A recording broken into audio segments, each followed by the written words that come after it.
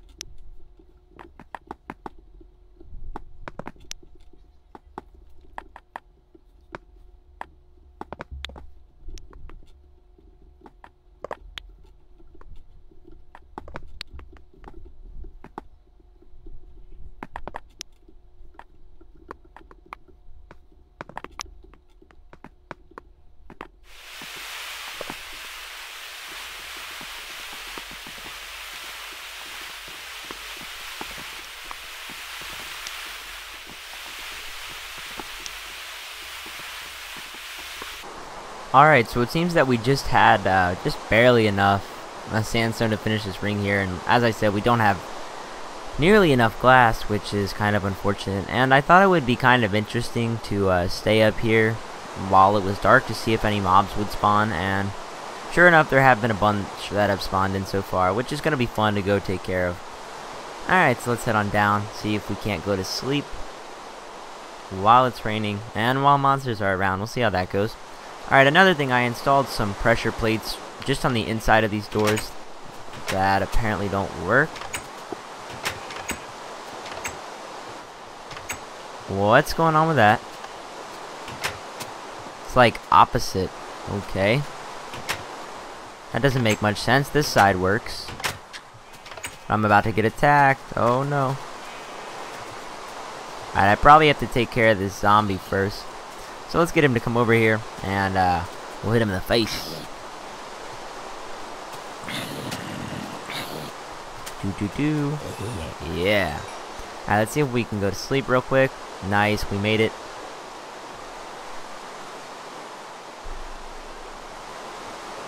Now the rain should go away. This is what I'm hoping for.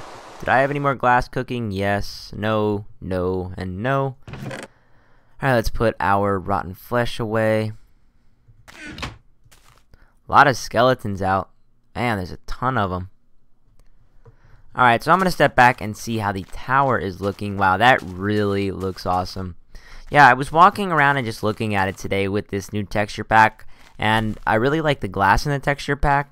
It's obviously clear, but it's got a nice black edging around, you know, each corner and each side. And I think it really looks nice with the tower here. I'm really happy with you know, how the tower is turning out, and I think the texture pack definitely complements, you know, the design we're going for here. So very pleased with how this world is coming. It's quickly becoming my favorite storage room that I've ever built, though I'm having a lot of trouble getting all the glass together. It is just a ton of sand. It's just been really taking a toll, you know, on all my supplies, my shovels, which would be stone and picks and things like that. And I've been going through all my coal basically, which, you know, isn't a bad thing obviously, because once this is done we'll have a place to store everything. But you know, the journey getting to the place where we're comfortable is not always too easy. But I do see a bunch of coal up in the cliff up there, and we might go over there. So I started this small mini sand quarry, and I actually kind of wanted to show you guys how I've been doing this, because it, like I said, it has been taking a toll on all my shovels and things like that. What I do is I dig down to where I can see 2 blocks of sandstone, or 2 rows rather, and then I basically place torches under it. I missed a spot here, but then when you break the sandstone, all the sand gets, you know, automatically, I guess, broken up, and you just walk through and pick up the pieces. So it speeds up the process a lot, and just makes life a lot easier. So I think I might have a little sped up portion of the clip here. I'm gonna collect a bunch of sand here because we desperately need it. We need to start getting tons of glass. Now I may just end up doing a straight up cutscene. I'm not exactly sure, but whatever I do, just know that I'll be sitting here collecting sand. Alright guys, so here's the aftermath of my little sand adventure, I guess you could call it. I still have nowhere near enough, I can already tell. But I guess I'm just going to slowly off camera start gathering, you know, more and more sand, because it seems like we are going to be needing a ton of glass. That seems to be the most used, you know, block in our world so far, along with sandstone. And it's nice because this method allows us to get sand for glass and sandstone both at the same time, basically. So this is a pretty, I guess, efficient, you know, process, you could say, a way of gathering materials. So I don't see any other better way in the future. So we'll just stick with this. I mean, I've got almost 5 stacks of sand, and then, you know, just about 2 stacks of sandstone, which is a pretty decent haul. I was only there for, I don't know, a couple of minutes. Not too bad. Let's head on back, and we'll start getting this stuff cooking, and we'll start building some more. So I think I've decided to start cooking all my materials with wooden planks. I really don't have enough to be doing that, but for now it's just gonna have to do, I guess. I'm really low on supplies. We definitely need to start doing some cave exploring, because you know, as I said, we're getting really low on coal, and we've been using it like crazy to smelt all this up. So I don't see us being able to get tons and tons of lumber. I mean, there's a bit around here, but I don't want to destroy the natural beauty of my surrounding area. So, wow, I can't jump up on these furnaces and then up on the chest. Alright, but, you know, we're going to have to start doing something because we are out of coal. I think the best solution is to make a humongous tree farm, because what that allows us to do is cook tons and tons of charcoal, which is exactly the same as coal, it just has a different name. So, we may have to, you know, revert to that method because we are very, very low on coal. Anyways, we're going to put this away because as much as I want to use the millions of glass panes that we have, it's not going to work with the kind of shape we've got going here, which is actually really, really unfortunate. I'm kind of bummed out about that, or to be honest, but, you know, what can you do? So let's put this all away. Put the wooden planks away. Alright, sandstone. Alright, so while we wait for it to become fully enough night, I want to show you guys just how crazy this wool regrowing is. So as you can see, every single sheep has its wool. So what we're going to do is we're going to go in and shear every single sheep. That way there is no sheep left with wool on it. And we're going to see, I'm not going to cut the recording clip or anything like that. We're just going to see how long it takes for them all to regrow their wool. And I can guarantee you that it's not going to be very long because these things have been growing back like crazy. So what we'll do is we'll come over here and we'll go to sleep. And I guarantee you by the time we get back there, there will already be some sheep with its wool on it. Now, as I said, I'm not cutting the clip. There's no reason for me to, you know, I guess, you know, make it seem like they grew their wool back fast. But as you can already see, there's already one with its wool back. I think what it is as soon as they take, or as soon as they eat some grass, they get their wool back. So, you know, if they eat their grass right away, they're getting their wool back right away. As I said, already one with its wool. And we'll see how long it takes for the rest of them to get going. But I just think it's crazy because, you know, I've only sheared them, I think, 3 times, and now we've already got over a stack of white wool. It was kind of crazy because I was watching a guy named Ethos Lab. I'm sure tons of you are familiar with him. Anyways, he was showing what he had on his Let's Play world, and he had like almost 2 large chests full of white wool. And I thought to myself, how did he shear that many sheep? But it's perfectly clear to me now. He probably, you know, has a group of them that he's been shearing, and they keep regrowing their wool, and he keeps shearing them. And that would be completely understandable because, like I said, I've only sheared them 3 times, and I already have over a stack because they just keep growing back so quickly. So I totally understand how he could do it now. Anyways, we're going to continue placing glass blocks along these pieces of glowstone. I still don't have enough, and I just wasted a piece. But as I said, I think in the next episode we're going to go probably mining because we are very, very low on all resources. We got a bunch of iron because we haven't been using iron, but we don't have any redstone. We have barely any coal. We don't have any diamonds yet. And those are materials that I love to have, and when I don't have them, it's time to go get them. So, alright, another thing I want to do is make a water drop here. I think that'll be the last thing we do this episode. And for those of you who are still watching, those of you who have stuck to the end, I want to mention a couple things. Please remember to tell me if you want to see a video like completely on my new computer, because I have no problem doing that. It can be like a gaming center or a game station or gaming setup rather. I can't find the word. It could be like a game setup update, I guess. Let me know if you want to see that because, like I said, I'd be more than willing to do so. And let me put 3 of these away. Also, like I said, now that I will be able to render a lot quicker, I will be getting these episodes out, you know, on a regular basis now that I do have the time to do so.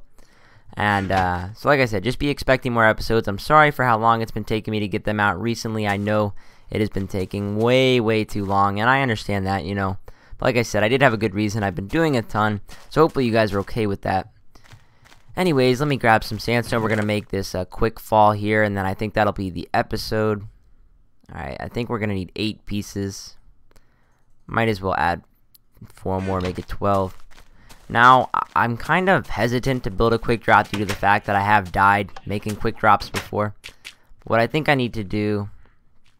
Alright, I need to go down. That's 1, 2, 3. I think 4 blocks should be enough. And that's why I brought all this sandstone. We are going to reline the place with sandstone. Hopefully I brought enough just to do so.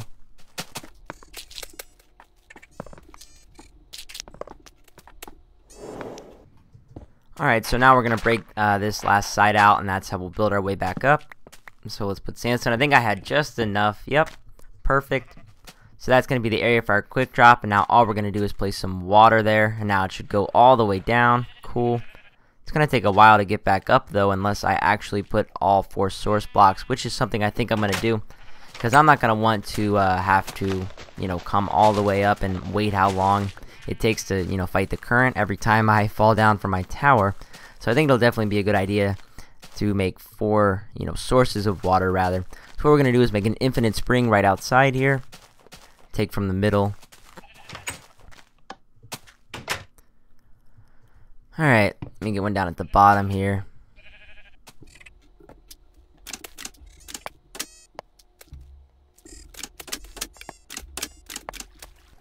Alright, so now when I fall down, it should be a lot easier for me to get up. Yep, 4 source blocks is a lot quicker. Now what I've decided to do, since we put that right in the middle, we're going to remove this sandstone block up at the top of our tower and replace it with a hatch or a trapdoor, whatever you want to call it. So let's do that. Uh-oh. Yeah, I figured. So apparently you cannot put hatches on trapdoors. So what we'll do for now is just place some cobblestone here. Now what I think I'll do is I'll end up replacing this cobblestone with either sandstone or glowstone when we get some. But for now, hopefully this works. Let's give it a try. Nice. There we go. So we got a quick fall. That should make things a lot easier for us. I'll probably end up just leaving that hatch open full time. But I think that'll conclude episode 8, guys. Hopefully you enjoyed. If you did, hit the thumbs up button. Like I said, I am sorry for how long it's been taking me to get these episodes out, but now with this new computer, I will be able to do so effortlessly and very, very easily. And look at that. All the wool has already grown back, except for on, one of them? Pretty crazy. I'm pretty excited about that, though. So we might be building a wool house, seeing how it's going to be the resource that we have the most of. Anyways, hopefully you're liking the look of the tower. If you did enjoy the episode, hit the thumbs up button because I do like to see all your support. Be sure to leave a comment telling me if you want me to make a video about my new computer. And other than that, guys, I will see you in episode 9. Have a great day. Peace.